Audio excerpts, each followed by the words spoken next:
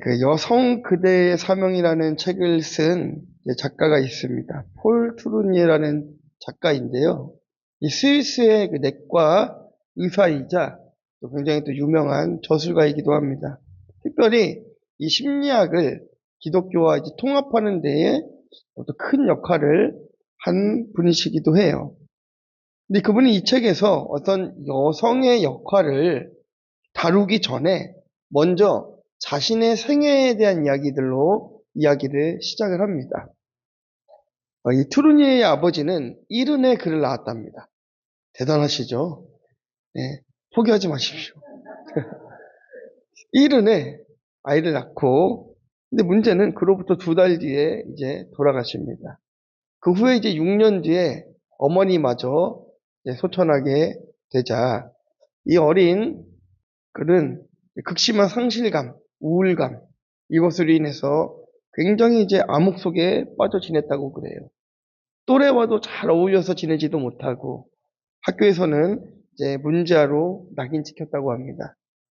그렇게 조금씩 커서 16살이 되었을 때에 그의 생에 큰 변화가 한 가지가 일어나는 거예요.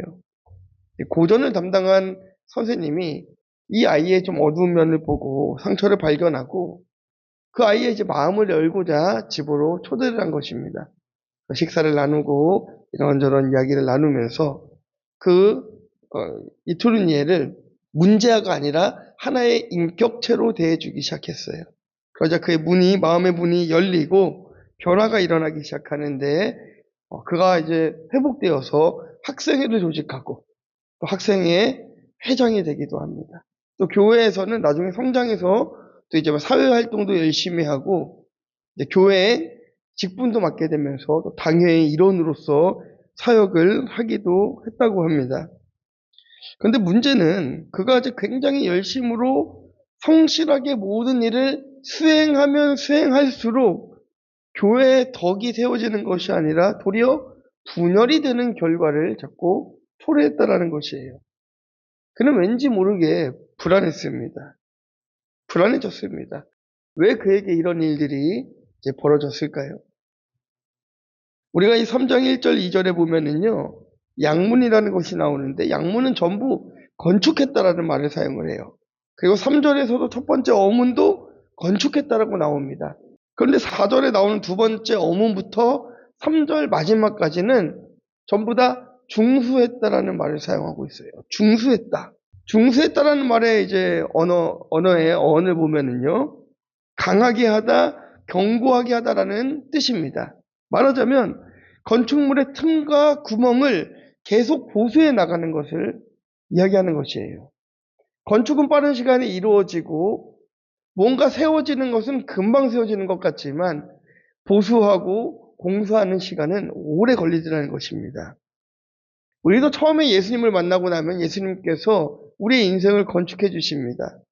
그런데 우리가 벌어진 틈과 구멍을 날마다 보수하지 않으면 결국 그로 인해 인생이 무너지고 마는 것이죠.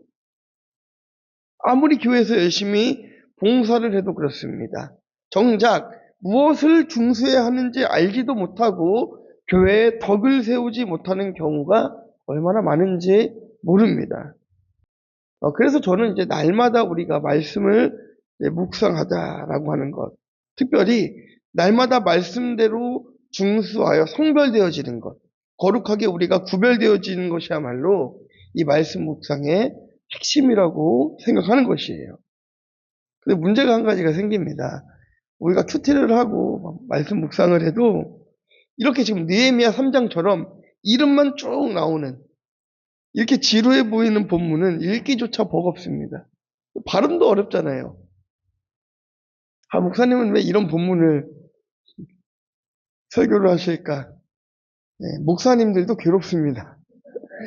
특히 이제 강의 설교를 하다 보면 이런 이름이 나오는 부분들 굉장히 어려워요.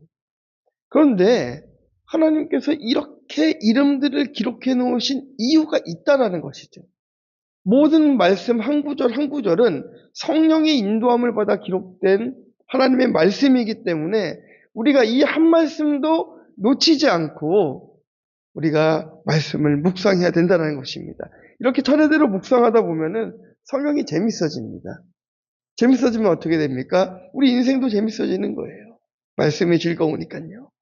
그러니까 어떤 환경도, 어려운 환경도, 고난도 넉넉히 통과할 수 있는 힘이 우리에게 생기는 것입니다. 우리가 말씀대로 중수하여 성별된 인생을 살려면 어떻게 살아야 할까요? 그 첫 번째는요, 우리가 분문입니다. 낮아짐의 훈련을 잘 받아야 합니다. 14절 말씀 함께 보겠습니다. 시작. 분문은 베텍게람 지방을 다스리는 레갑의 아들 말기야가 중수하여 문을 세우며 문짝을 달고 자물쇠와 빗장을 갖추었고, 이 분문은요, 예루살렘 성내의 쓰레기 혹은 오물이나 분뇨 등을 성 밖으로 버리기 위해 이용하던 문입니다. 성경에서는 소위 이제 가장 천한 문, 동문이라고도 부르기도 해요. 가장 밑바닥까지 내려간 문이라고 할 수 있습니다. 또 지금 벳갓게렘 지방이라고 되어 있는데요. 여기는 포도원이거든요. 포도원 지방인데 그 예루살렘의 지형이 이렇게 역삼각형으로 되어 있습니다. 역삼각형. 그때 그 모퉁이 잘려져 있는 그 모퉁이 지역이 바로 벳갓게렘 지역입니다. 그곳에 통치자 레갑의 아들 말기야가 가장 더러운 문인 분문을 중수했다라고 합니다. 그럼 포도주가 가장 극상품이 되려면 어떻게 해야 되는지 아십니까? 네?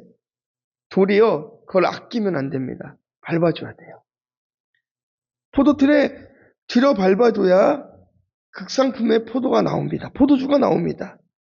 포도원의 통치자 아들이 이 분문에서 밟히는 훈련을 지금 당하고 있는 것이에요. 여러분, 아무리 분문이라 하더라도 문을 세우고 문짝을 달고 자물쇠와 빗장도 다 갖추어야 되는 것입니다. 더러운 것이라고 피하고 더러운 것이라고 하지 않겠다라고 하고 내가 볼 때 천한 것이라고 우습게 여기면 오히려 하나님께서는 반대로 그것을 통하여서 우리에게 또 다른 고난이 찾아올 수 있다는 것이에요. 한번 여러분 생각해 볼까요? 집을 멋지게 만들어 놓고요. 건축을 합니다. 상상해 보세요. 저 푸른 초원위에 막 그림 같은 집을 짓고. 근데 그 집에 화장실이 없으면 어떡하겠습니까? 화장실이 냄새나고 더러워도 화장실은 있어야 하는 것입니다. 마찬가지라는 거예요. 교회 안에서도 쓸모없는 사람이 없습니다. 버려야 될 사람이 없습니다. 낮은 자가 없고 높은 자가 없습니다. 내 눈에 보기에 쓸모없는 자도 하나님께서는 세워서 사용하실 수 있습니다.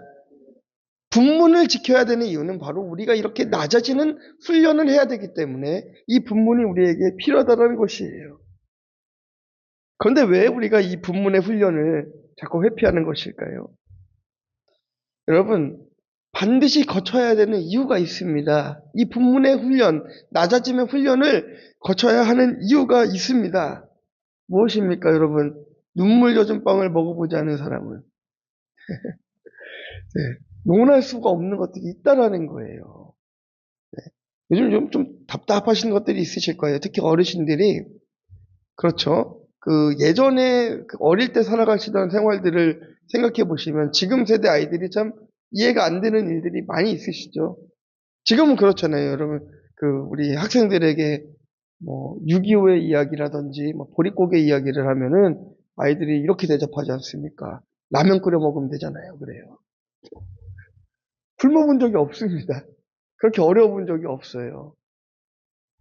그런데 이렇게 우리가 땅 끝까지 내려가 보지 않으면 인생을 논하기 어려운 것들이 있다는 것입니다. 인간은 100% 죄인이고 하나님은 100% 옳으시기 때문에 우리가 분문에서 낮아져 보지 않은 사람을 주님을 위해서도 다른 사람을 위해서도 낮아질 수가 없다라는 것이에요. 그래서 가난한 마음으로 주님을 바라볼 수 있는 이 분문이야말로 나의 구원을 위해 가장 좋은 환경이라는 것입니다. 그래도 왜 우리는 그 분문에서 감사하지 못하고 계속해서 힘들어 하는 것일까요? 내가 지금 분문에 있기 때문이 아닙니다. 다른 사람과 나 자신을 자꾸 비교하기 때문인 거예요. 나를 향한 하나님의 계획하심을 믿고 분문에서 낮아지는 훈련을 잘 받으시기를 부탁드립니다. 그럴 때에 다른 사람의 아픔에 함께 울어줄 수 있는 이타적인 인생을 살아갈 수가 있는 것입니다. 육신의 질병을 당해본 자만이 그 질병을 당하고 있는 사람의 마음을 알고 그를 긍휼히 여겨줄 수가 있는 거예요. 고난을 당해본 사람이야말로 그 나와 같은 동일한 고난을 당하는 사람에게 치유해줄 수 있는 것이고 그에게 경청해줄 수 있는 것입니다. 어떤 사람들은 이렇다라고 그래요. 돈도 못 벌고 막 신경질만 내는 폭력적인 성향을 가진 아버지 밑에서 자란 사람들이 있다라고 합니다. 그 온 가족이 막 숨죽이고 살았다고 그래요. 어떤 사람들은 물질 고난으로 인해서 일평생 가난하게만 살았다고 합니다. 어떤 사람들은 또 말할 수 없는 각자의 사정 때문에 눈물 흘리는 그런 성도들이 있다라고 해요. 그럴 때에 이 느헤미야 같은 한 사람이 딱 나타나가지고 말씀으로 이 상황들을 딱 해석해주면 어떻게 순종해야 되는지 자신의 몸소 보여준다라고 한다면 이것이 정말 최고의 가정교육이 아니겠습니까? 가정에서 엄마가 아빠의 권위에 순종하지 않는 집은요, 자녀가 그 엄마의 권위에 절대로 순종하지 않습니다. 이게 질서인 것이죠. 이게 질서인 것입니다. 내가 인정하든 인정하지 않든 하나님께서 세워주신 권위를 존중하고 인정하는 것이야말로 우리가 낮아질 수 있는 최고의 방법인 것입니다. 여러분, 우리를 힘들게 하는 그 한 사람 때문에 온 가족이 얼마나 거룩해지는지 몰라요. 그 한 사람 때문에 내가 얼마나 낮아져야 되는지, 내가 얼마나 죄인인지 철저하게 깨닫게 되고, 내가 그렇게 철저히 낮아지면서 나를 괴롭히는 그에게 순종하는 모습을 보일 때 우리의 자녀들도 우리에게 순종하게 되어지고 교회에 순종하게 되어지는 것입니다. 분문 같은 환경에서 낮아지고 무시당해도 우리 가족이 예수 믿고 구원받는 것이 더 중요하지 않겠습니까? 여러분 혼자 잘 사는 게 좋으세요? 여러분의 자녀, 여러분의 남편, 가족들, 내 주변에 있는 사람들 다 같이 예수 믿고 천국 가는 게 더 좋습니까? 내가 도저히 사랑할 수 없는 배우자와 사는 것이 너무 힘들고 어려워도 이 세상에 더럽혀지지 않는 호적보다 우리 자녀들에게 줄 수 있는 더 좋은 유산은 없는 것입니다. 적용 질문 드리겠습니다. 날마다 말씀대로 중수해야 할 나의 벌어진 틈과 구멍은 무엇입니까? 더럽고 비참한 본문이야말로 나의 구원을 위한 가장 좋은 환경임을 믿으십니까? 그 본문에서 주님을 인격적으로 만났습니까? 질문이 많습니다. 하나 더 있습니다. 네, 무너진 우리 가정을 중수하기 위해 내가 순종하고 인내해야 할 일은 무엇입니까? 우리 질문에 답해 보시기를 부탁드립니다. 자, 두 번째는요, 샘문입니다. 이제는 사명으로 나아가야 합니다. 15절 읽겠습니다. 시작. 샘문은 미스바 지방을 다스리는 고로세의 아들 살룬이 중수하여 문을 세우고 덮었으며 문짝을 달고 자물쇠와 빗장을 갖추고 또 왕의 동산 근처 셀라못가의 성벽을 중수하여 다윗성에서 내려오는 층계까지 이르렀고 이제 샘문은 예루살렘 남동쪽에 이제 왕의 못이라 불리는데요. 실로암 못 근처에 있습니다. 힘든 이 골짜기 문을 지나 분문까지 1000규빗이라 되는데 그것을 다 중수하고 나면은 이 샘문이 딱 기다리고 있습니다. 생명의 물이신 예수님. 생수가 퐁퐁 솟아나는 샘문에 이르게 된다는 것이에요. 마르지 않는 생수이신 예수님으로 인해서 이제 우리는 다른 사람에게 생명을 나눠줄 수 있는 그런 자격을 갖추게 된다는 것입니다. 사명자로 세워지는 것입니다. 자, 그리고 이제 16절 보시면은요, 사명자로서의 최고의 목표가 무엇입니까? 다윗의 묘실에 이르는 것입니다.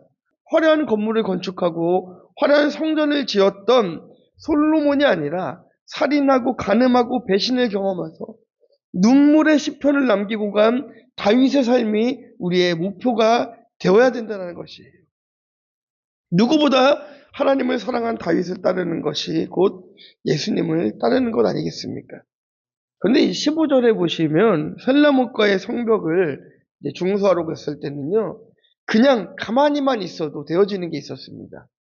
주님이 샘물을 그냥 펑펑 솟아나게 해주셨어요. 그런데 16절에 보니까요, 뭐라고 합니까? 파서 만든 옷을 지나게 하시죠. 내 힘으로 파서 만든 못을 지나게 하십니다. 사명으로 나아가려면 내 의지적인 노력들도 필요하다라는 것이에요. 이제 그 다음은 어디로 갑니까? 그 다음은 용사의 집으로 가는 거예요. 사명자는 용사가 되어야 됩니다. 누가 용사입니까? 힘이 센 골리앗이 용사입니까? 어리지만 말씀으로 무장한 다윗이 용사입니까? 우리는 용사의 기준을 잘못 알고 있습니다. 용사는 힘이 센 자, 그 힘은 육신적인 힘이 아니라 영적인 힘을 이야기하고 있는 것이에요. 육신이 연약해도 영적인 힘을 가지고 있다고 한다면 하나님께서는 그를 사용하시는 것입니다. 누가 영적인 진정한 용사입니까? 죽어도 사는 사람, 부활과 생명을 믿는 사람, 바로 이 사람이 진정한 용사라는 것이에요. 그런데 교회들이 복음을 전하기 어려운 곳은 가지 않으려고 합니다. 골라서 복음을 전합니다. 가난한 자들, 더럽고 수치스러운 자들에게는 가려 하지 않습니다. 하지만 그렇게 공부한 사람들이 복음을 더 잘 들을 수 있는 것이에요. 자, 우리 17절부터 19절 말씀 함께 보겠습니다. 시작. 그 다음은 레위 사람 바니의 아들 르훔이 중수하였고, 그 다음은 그 일라 지방 절반을 다스리는 하사랴가 그 지방을 대표하여 중수하였고, 그 다음은 그들의 형제들 가운데 그 일라 지방 절반을 다스리는 헤나데스의 아들 바웨가 중수하였고, 그 다음은 미스바를 다스리는 예수아의 아들 에셀이 한 부분을 중수하여 성 구비에 있는 궁기고 맞은편까지 이르렀고. 자, 여러분 미스바 잘 아시죠? 미스바가 어떤 곳입니까? 이 사무엘 선지자 때에 신앙 회복을 위해서 모였던 곳이 바로 미스바입니다. 또한 베냐민 자손이 레위 사람의 첩을 범한 사건으로 인하여서 베냐민 지파와 다른 11지파 간에 전쟁이 일어났던 곳이 또 미스바이기도 합니다. 가장 영적인 곳이자 가장 음행의 문제가 있었던 곳이 바로 미스바예요. 그곳을 다스리는 예수아의 아들 에셀이 샘문의 한 부분을 중수했다라고 이야기합니다. 예수아는 그 히브리어로 구원자, 구원하실 자 이런 뜻을 가지고 있어요. 에셀은 돕는 자를 뜻합니다. 돕는 자. 그런데 왜 그냥 중수했다라고 하지 않고 한 부분을 중수했다라고 이렇게 기록을 하고 있을까요? 아마도 하나님 나라의 유익을 생각했을 때 구체적으로 말하기 힘든 한 부분들이 있었을 것이라고 생각합니다. 그래서 우리는요, 구원을 위해서는 해야 될 말과 하지 말아야 될 말들이 있습니다. 그리고 해야 되는 행동과 하지 말아야 하는 행동들이 분명히 있습니다. 여러분, 칼을 든 강도만 위험한 사람이 아니에요. 우리가 칼로만 사람을 죽일 수 있는 게 아닙니다. 최근에도 또 아나운서였나요? 한 사람이 자살하지 않았습니까? 글로도 사람을 죽일 수 있고요. 말로도 사람을 죽일 수 있습니다. 생각으로도 사람을 죽일 수 있습니다. 눈빛으로도 사람을 죽일 수 있고요. 우리 행동으로도 사람을 죽일 수가 있습니다. 그래서 우리는 이렇게 공동체를 세워가고 우리 가정을 잘 세워가기 위하여서 우리가 해야 될 말과 하지 말아야 될 말들을 잘 구별해야 되는 것입니다. 이렇게 사명자로서 함부로 드러내기 힘든 한 부분을 중수하려니까 군기고가 필요했던 거예요. 근데 고난을 의미하는 분문 중수는 고작 딱 2절 나오지 않습니까? 13절, 14절. 그런데요, 사명자로서의 이제 샘문 중수는 15절부터 25절까지 길게 되어 있습니다. 무려 11절에 이르러 이 샘문을 설명하고 있습니다. 왜 그런 겁니까? 사명자로 살다 보면 별의별 일들을 다 겪게 된다는 것이에요. 그래서 성령의 검으로 믿음의 방패로 의의 흉배로 나 자신을 무장해 놓지 않는다면, 때마다 시마다 그 무기를 잘 꺼내서 사명을 감당하지 않는다면 우리 또한 넘어질 수 있다는 것입니다.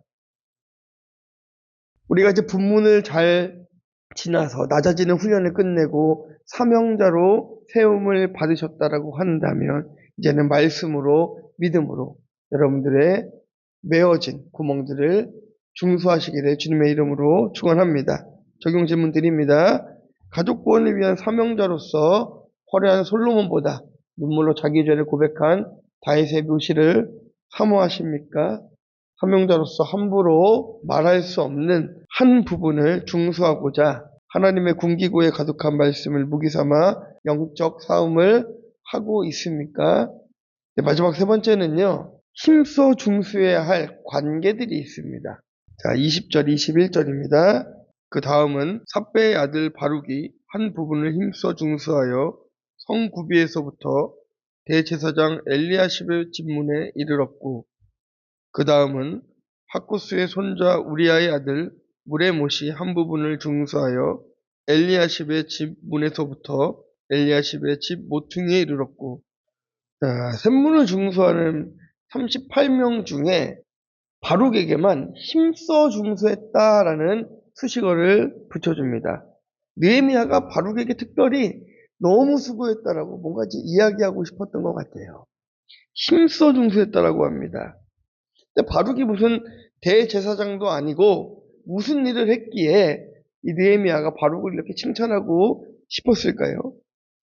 역시 구체적으로 말할 수 없는 한 부분이 있습니다.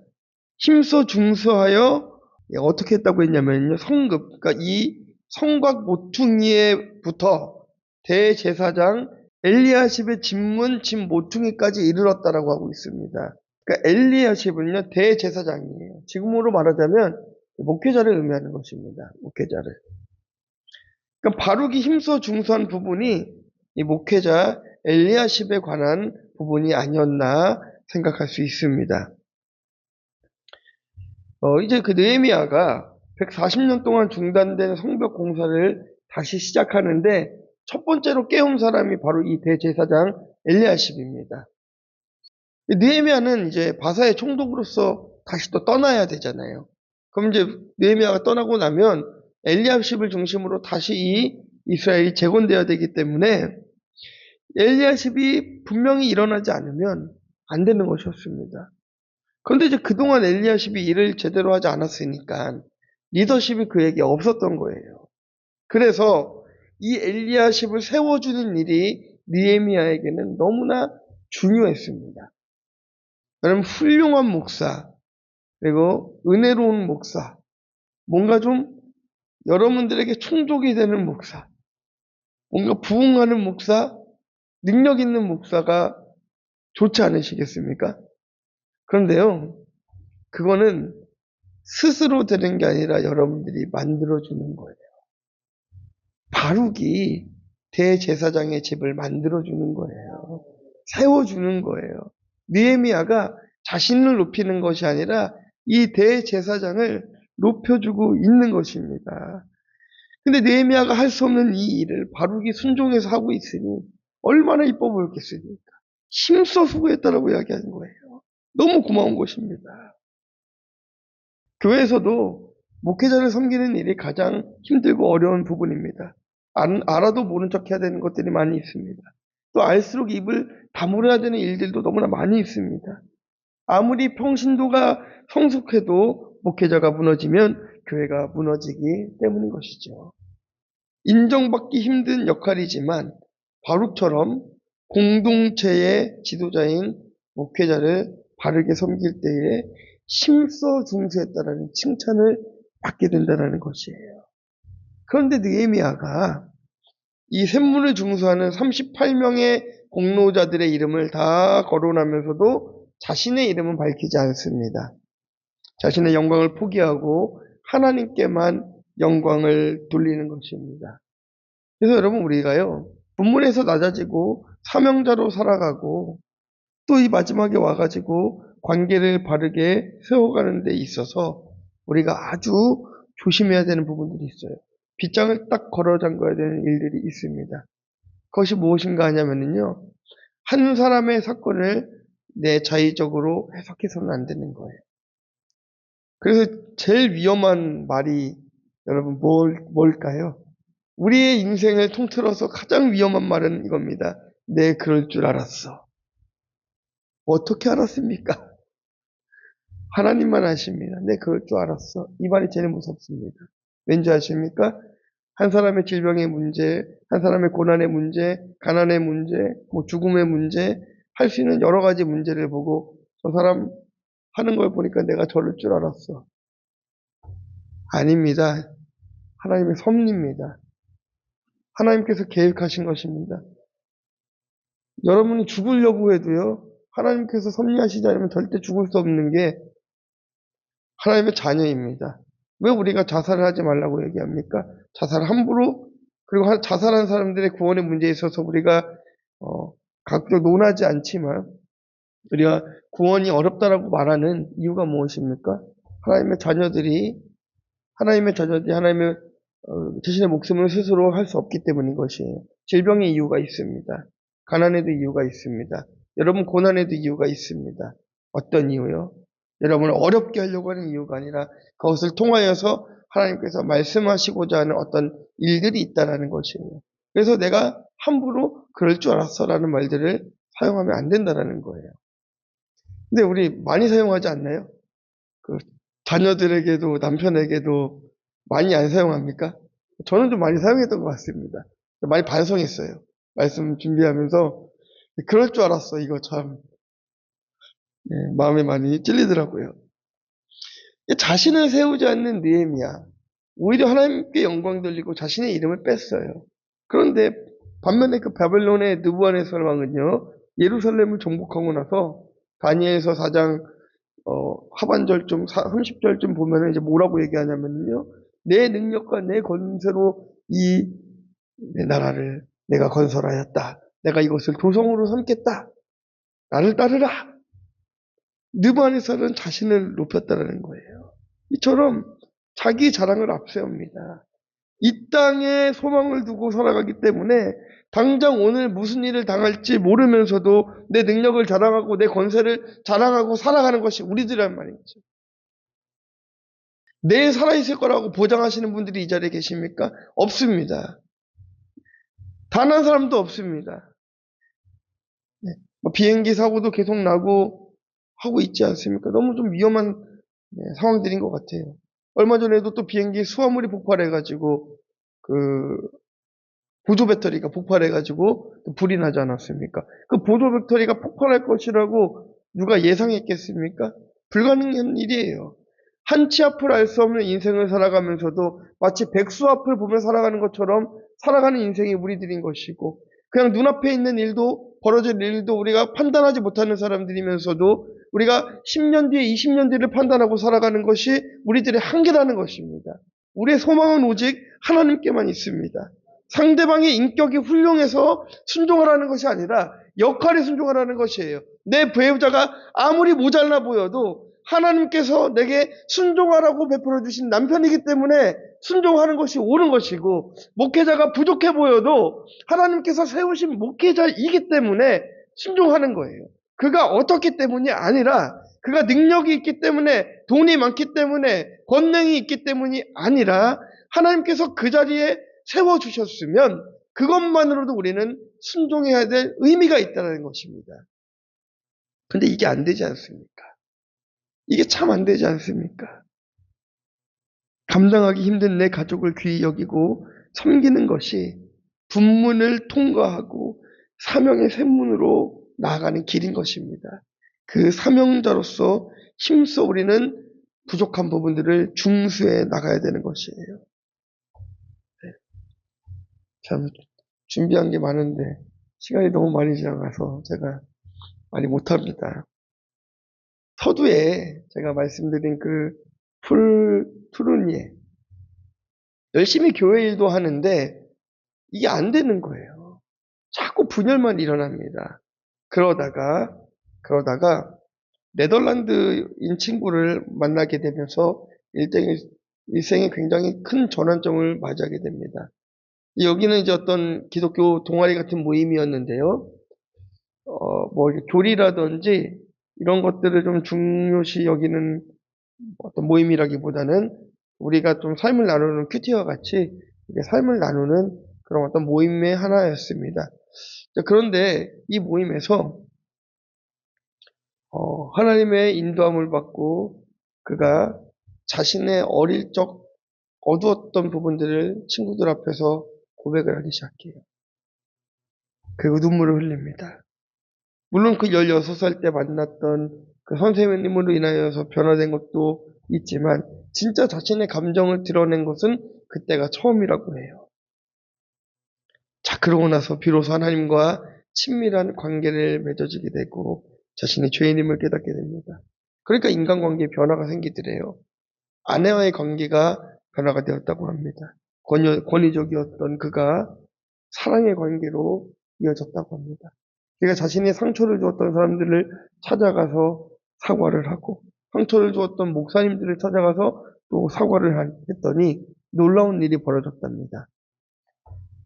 자기가 분명히 사과를 하고 있는데 오히려 그 사람들이 자신의 죄를 고백하고 있는 놀라운 일들이 벌어졌다고 합니다. 저는 우리 본인교회 목장이 이렇게 되어야 된다고 생각합니다.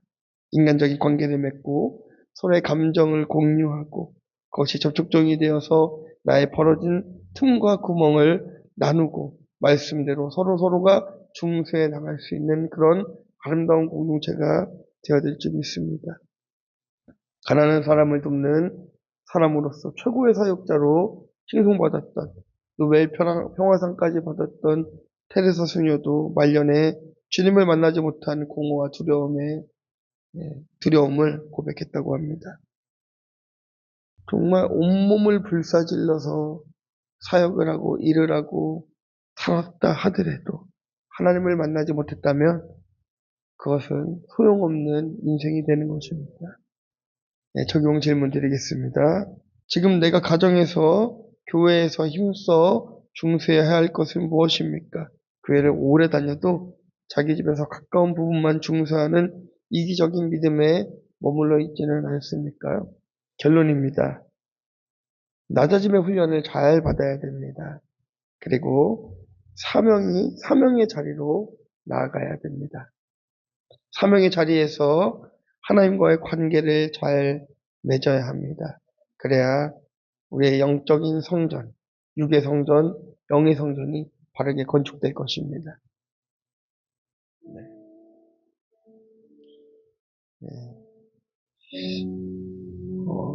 제가 이제 뒤에도 더 말씀을 드리진 않았지만 이렇게 바룩이 대제사장을 섬기니까요.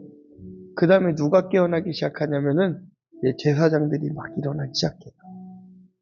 그래서 성전의 건축에 동참하게 됩니다. 여러분 한 사람이 낮아짐으로, 여러분 한 사람이 사명자가 됨으로, 여러분 한 사람이 가정에 복음 전하는 그 한 사람이 됨으로 인하여서 가정은 변화되는 거예요.